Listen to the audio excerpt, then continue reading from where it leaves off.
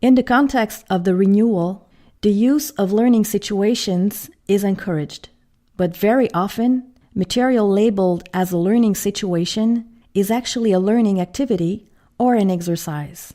And that's a problem. So, what is the difference? Here's what I think. An exercise is easy to recognize. Usually, it aims for one specific piece of knowledge at a time. It's often very directive. Students are expected to be obedient, and the outcome is completely predetermined. The exercise is all about memorizing, putting things in order, and repeating something. A bottom of Bloom's type of thing. You don't need a context. As a matter of fact, it actually hinders here, because the goal of an exercise is essentially for the student to mindlessly repeat some basic skill. Don't get me wrong, that's not necessarily a bad thing. Since an exercise is centered on rote learning, perhaps we should let computers take care of this.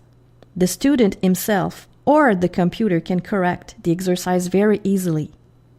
I believe some student might need it at some point to master the what and the how of the targeted knowledge.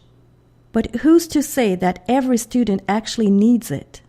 Unlike the exercise, a learning situation, or LS, presents multiple outcomes and requires, most of the time, a relevant context. The student has to take a stand, make choices, be creative, mobilize plenty of different resources, and develop his or her competencies to meet the challenge.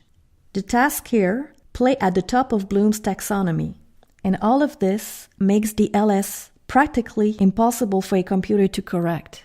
Because a LS is not guided, the learner determines the means.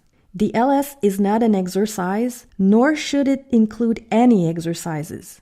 This being said, the LS should help the student to reach the goal of the course more than any other activity or exercise.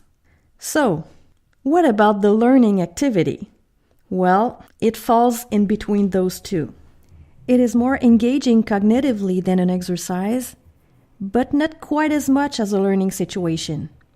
True enough, students have to mobilize a greater variety of resources than they would in an exercise, yet not necessarily fewer than in a learning situation. We are mostly lingering at the bottom of Bloom's taxonomy.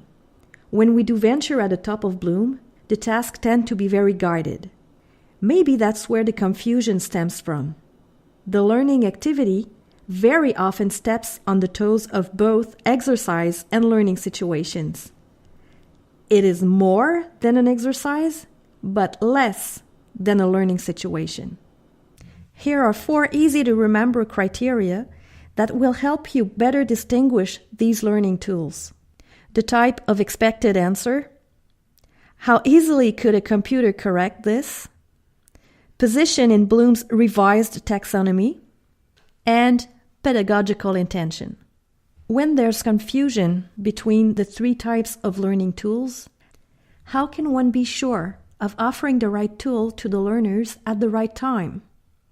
That's why it is so important to correctly distinguish these learning tools. All of these have their place, but beware of learning activities or exercises that pretend to be learning situations.